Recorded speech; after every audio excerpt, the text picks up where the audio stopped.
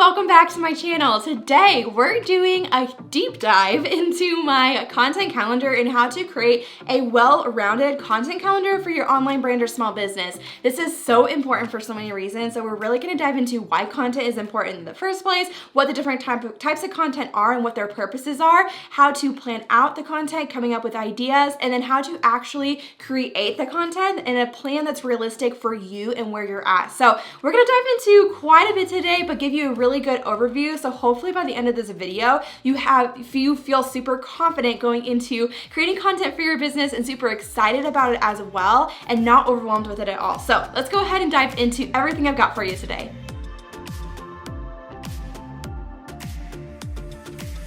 So the first thing we really need to dive into is, why is content even important? Why should we be creating content in the first place? Why should we be implementing content marketing into our business or our brand in the first place? Why is it even important? So the first thing I will say why it's important is, number one, it gets you in front of a new audience, aka marketing, right? Helps you to get out into the world, get in front of new eyes, get new people coming to your business, and for more people to learn about you. Content marketing is really one of the biggest ways to do that nowadays, especially in the realm of social media and everything that we have online at our fingertips. And so when we're talking about why content's important, this is really one of the biggest reasons. So people that can literally find you in your business and learn from you or buy from you or purchase from you. And so that's why when we talk about content, it is so important in marketing your business, which then leads me into another aspect when it comes to building and growing your audience, and that's growing an audience that feels more connected to you. This is another reason why content is so important,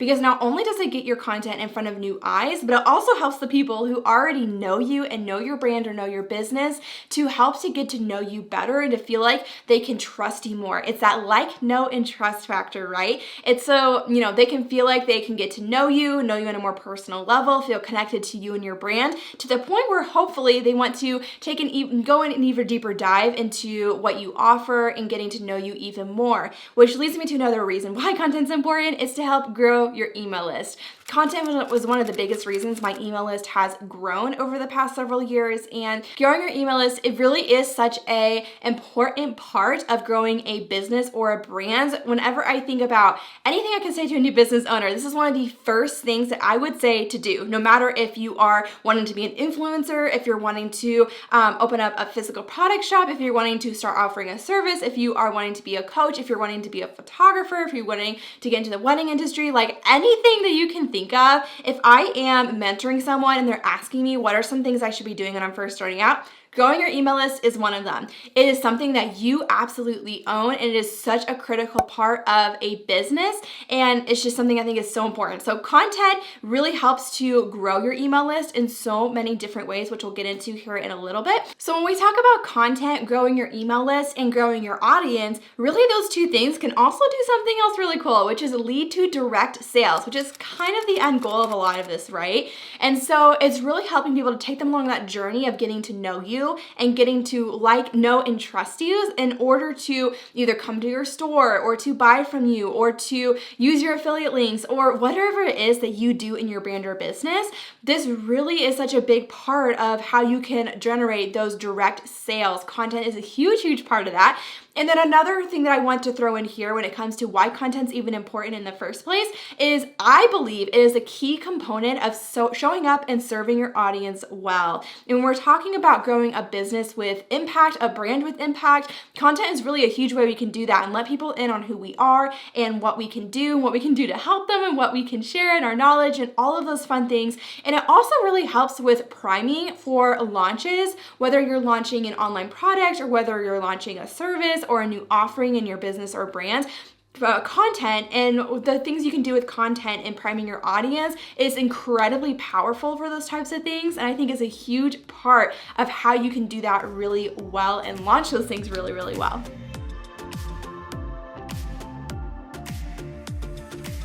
All right, so maybe you're sitting there thinking, Stephanie, what in the world is content in the first place? Like, you're talking about why content's important, why we should be doing this, and why we should be creating content, but what even is content? So I'm gonna break that down for you, what the different types of content are, what I think are the different main types of content, and why you should be using different types of them. So the first one I will say is your email list. Second one is your blog. Number 3 is a podcast. Number 4 is social media like Instagram, Facebook, TikTok, things like that. Number 5, I kind of broke it into a subcategory of social media, but it's search-driven social media. And this I would say is YouTube and Pinterest. And when you're thinking about content, you're thinking about, okay, so what are the different types of content that I want to create, I really want to focus and master on in my business? I recommend starting with 2 types of content and mastering that first and picking the types of content where your ideal audience is at. Okay, so what I kind of mean by this is, for example, especially when we think about social media, who are your people and where are they? Are they on TikTok? Are they on Instagram? Are they on Facebook? Think about your ideal audience and what platforms are they going to be on more than others. I would gravitate towards those platforms first. And then something else I would keep in mind is to have at least one of those types of content that you really focus on and master be something that you own. And when I say something that you own, that typically means either your email list, your blog, or a podcast. Those are things that you really do own yourself. You're not fighting an algorithm to try to get it in front of your audience. A podcast can be pushed in so many different ways where I think you really do own it, especially if you're doing it right in your blog and your podcast. But my biggest recommendation is either an email list or a blog. Think about, these are things that, if social media were to go down tomorrow, or if Instagram was to go down for a day, you still own those things and you're still able to talk to your people and get in touch with your people, even if those things were to disappear. And that's why I really encourage email lists, because you literally own those people and you're able, I've seen so many amazing results in my business directly from my email list. And so when you're thinking about the types of content to create, I really want you to choose 2 different ones to master, make it one social media, have one be something that you own, and think about, having one that really somebody could find you easily through. So whether that's, search driven like YouTube or Pinterest or something along those lines. So I would start with 2. And then as you continue to grow your brand, as you grow your business, you can start to add things on. From that list that I gave you, I do every single one of those things in my business except for a podcast. And that didn't come right away though. When I first started my brand, I wasn't doing all of the things, but at this point, because I've developed systems and workflows, and because I have help and I'm able to outsource some of that to my virtual assistant, it really helps me a lot to diversify where I'm showing up, which is another thing I think is important with content. But if you're just starting out and you're already overwhelmed thinking about all the different types of content to create, start with 2 different types and then build off from there. And once you really master those 2 types too, sometimes what you're creating for those 2 types of content can be repurposed very easily into other types of content, like how I take my YouTube videos and we turn them into blog posts, which then turns into a Facebook post, which then turns into Pinterest pins. It's been really easy for us at this point. We can now repurpose so much of my content because we've developed so many workflows and systems. But if you're just starting out, pick a couple types, pick the types where your people are at. Pick at least one type that is going to be more outward, more marketing focused, where people can find you at, one that you actually own. And I think you're going to be golden with that.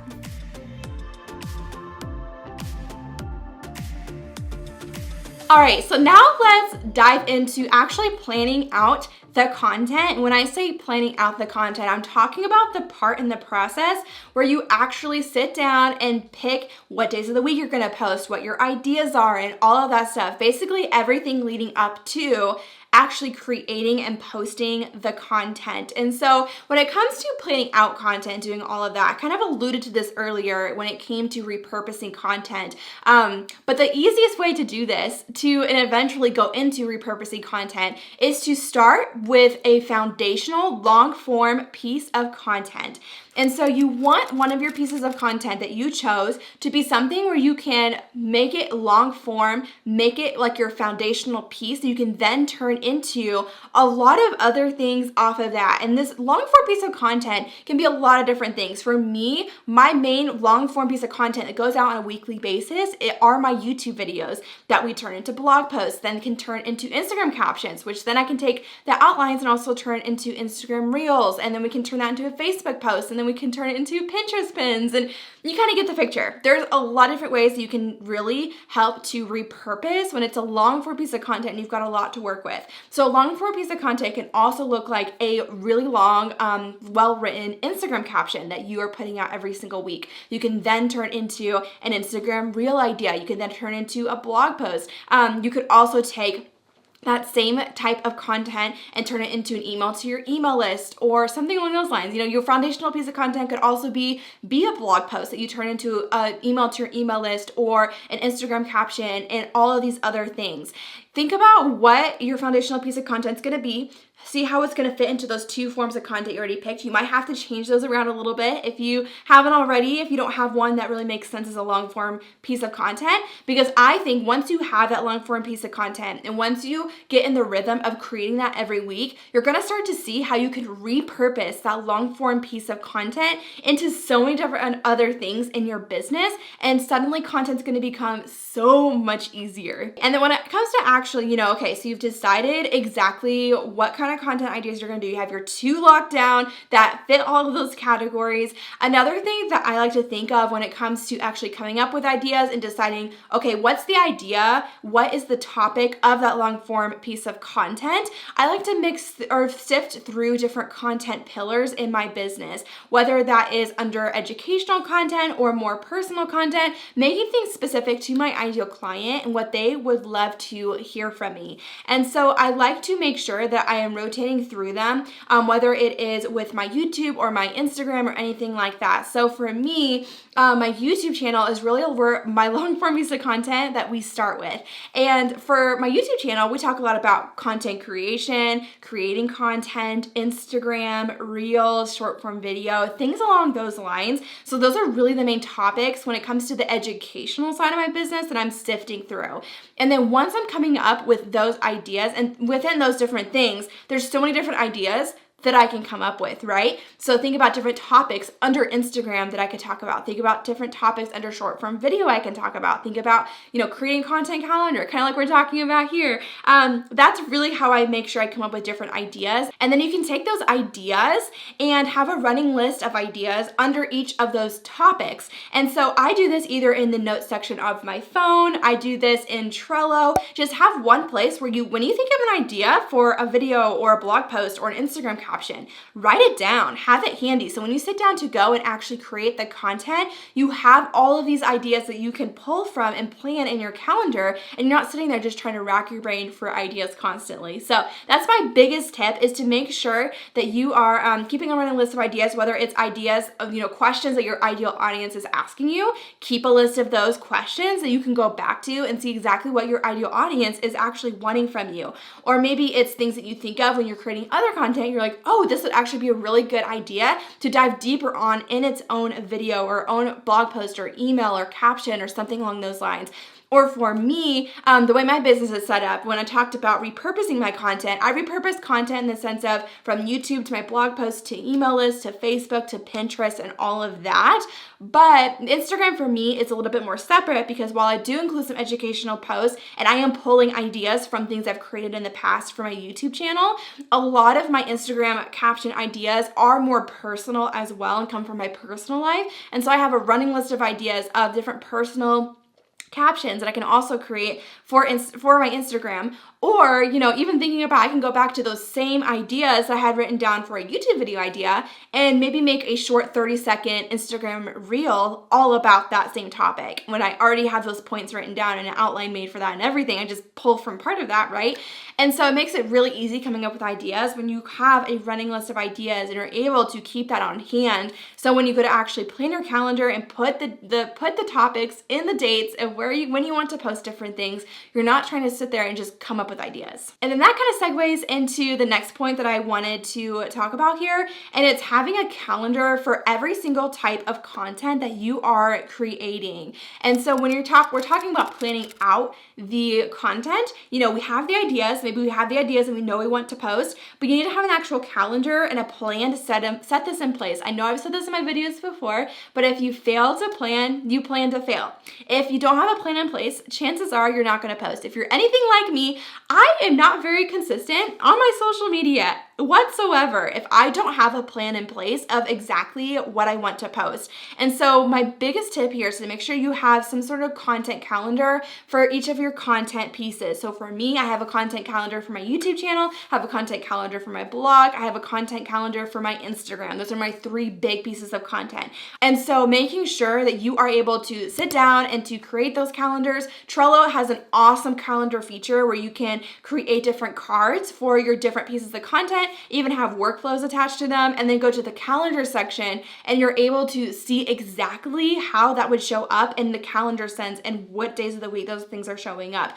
I also love using Later to plan out my Instagram feed. That is my Instagram planning app of choice that I absolutely adore. I'll put another video here and down in the description of a tutorial of Later. I am just obsessed with it. I love using Later. So if you're wondering how I use that link will be available for you. And then another thing that I wanted to mention here when I talked about, actually putting the ideas, like the ideas that you had and things you want to create in your calendar and deciding to make them. Another thing besides rotating through your content pillars that you can keep in mind is just keep in mind upcoming launches, promotions, things like that. I really recommend putting that on your calendar first, and then you can fill in other days of the week on your calendar with other ideas that you have to kind of fill in the gaps between those launches and promotions. And then there's so much I could say when it comes to how often you should post with content. Like, this could be a whole video of its own. So if you want me to do a whole video on this, drop a comment below and let me know. But typically, there's not really a magic number when it comes to any sort of content with how often you should post. I will say that showing up at least on a weekly basis in some capacity, I think is very important, especially with that long form piece of content. For example, like I show up on YouTube at least once every week with a new video, and then everything else comes off of that. And I show up a little more frequently when it comes to more short form content like Instagram posts or Facebook posts or Pinterest or things along those lines. So really, there's a lot I could talk about here, but really consistency is going to be really important, especially when it comes to building an audience and for them knowing what to expect from you.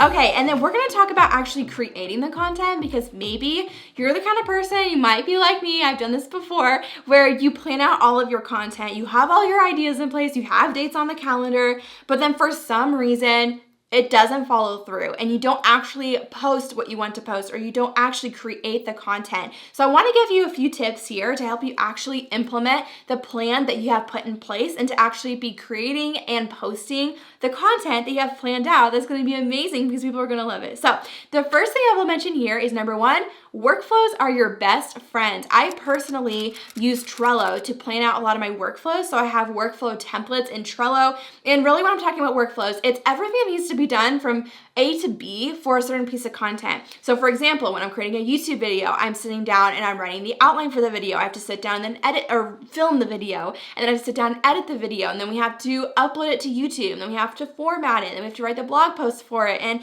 really every step in between that. There's so many steps that can go into a piece of content, and so having workflows to know exactly where you are and what point you're at in the different types of content can be really, really helpful and help you to also stay motivated and know exactly what needs to get done for each content. And then kind of going off of that, one thing that I really recommend that you implement is batch working. And it might be something that you have heard of before, but I want to explain it to you in a way that might be different than you've heard of it before. So when I think about batch working, I like to think about batch working on a macro level, but also a micro level. And so what I mean by that is, you can think about batch working as, I'll have one day where, my whole 8-hour workday, I'm sitting down and working on YouTube videos that day. But when we think about on a macro level, that makes sense, right? Maybe you have one day of the week you always blog, one day of the week you always record videos, one day of the week you schedule Instagram posts, something along those lines. But we can also think about it on a micro level. So maybe when you're recording those YouTube videos, maybe you sit down and film the talking portion of your YouTube videos first. Maybe the ones that require you to sit down and talk to the camera like you're seeing right now. I'm filming all of those first. And then maybe there's a couple that you want to film where they're a little bit more like you're up and you're walking around, you're showing how to do things. Then you're going to film those next so that you don't have to, film us talking to the camera one first and then get up and do the one where you're walking around and then set up your camera again so that you're sitting down talking to the camera. It's just extra time in between all of those things, and it's just going to save you that extra 10 or 15 minutes of not having to set everything up again, right? Or you can think about batching on a micro level in the sense of writing blog posts. Maybe instead of writing the blog post and then proofreading it and then putting it into WordPress and then optimizing for SEO and then adding your featured image and all of that, all the steps that go into blogging. Maybe instead of doing that, you sit down and write the first draft of 5 blog posts. And then you go and take those blog posts and you proofread them all at the same time. And then at the same time, you put all those blog posts into WordPress.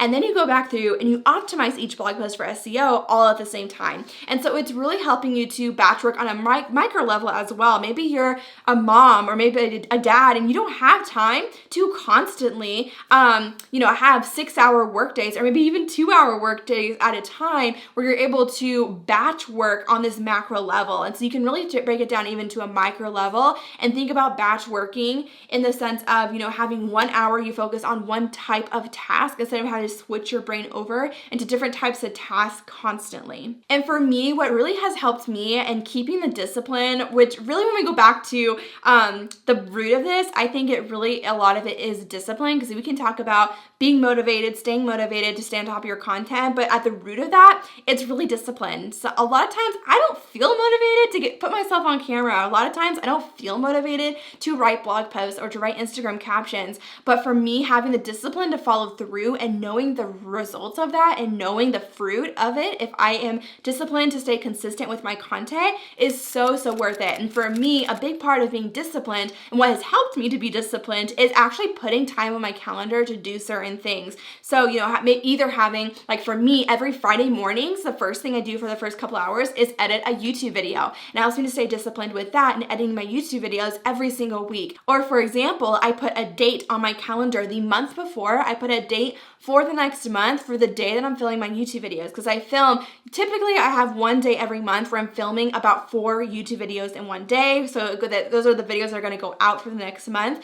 And so putting that day on my calendar really helps me to follow through and to stick to it and to not put any other things on my calendar for that time block that I have to make sure that I actually get my YouTube videos filmed. Just putting it on your calendar is really going to help. You can also use a weekly workflow where maybe, like I mentioned, every Friday morning I'm editing YouTube videos. Maybe you have a certain day of the week you're always doing a certain thing. That can really help too, to help you stay consistent with everything. And then another thing I want to mention here, especially if you're someone who's growing really quickly, maybe your business is growing quickly and you still feel really overwhelmed. Maybe you've implemented workflows and batching and you feel like, you still need some help in this area. It's okay to outsource. It's okay to ask for help and to delegate and to bring on team members to help with these types of things. I know for me, my virtual assistant has been a godsend in my business the past year, and she helps me with so many things when it comes to creating content, from, optimizing and uploading my YouTube videos for me and turning those into blog posts and Facebook posts. She runs my whole Pinterest for me. And so it's okay to ask for help in certain areas, even though, like I said, my business is showing up in all of these different areas when it comes to content marketing. But for me, my responsibility at this point is filming and editing YouTube videos and showing up on my Instagram. Those are the main things that I'm really having to do. And then my virtual assistant is taking what I do in my YouTube videos and turning it into blog posts and an email to my email list every week and a Facebook post and Pinterest and all of that stuff. And that came with time. It came with, first of all, setting up those amazing workflows and systems in the first place and doing that work first, so that when I brought her on, it was an easy switch and she was able to jump in and to do a lot of that for me. And I will say though that, even if you're at the point where, you want to do Pinterest, but you have no idea how to do it, you can hire a Pinterest expert to do that in your business, even if you don't have any systems set up. So there really are a lot of options here when it comes to outsourcing, but don't be afraid to ask for help. It is okay to ask for help. You literally can't do it all. You're going to have to ask for help if you want to keep growing your business or your brand. If this was really helpful for you, I have another video all about taking a deep dive more into how I create and plan my Instagram content calendar. So we'll put the link here in the description. If you want to watch that next, I think that video would be really helpful for you. It's really similar structure to this video, but more specific to planning your Instagram feed. And if you're new around here, subscribe to my channel and like this video. I would seriously be so appreciative of it. And I love just hanging out with you guys and would love to have you following along so we can hang out more. So just so grateful for you guys, and can't wait to share more next week on Tuesday, noon Eastern Standard Time, when I always upload new videos. And I will see you guys then. Bye guys.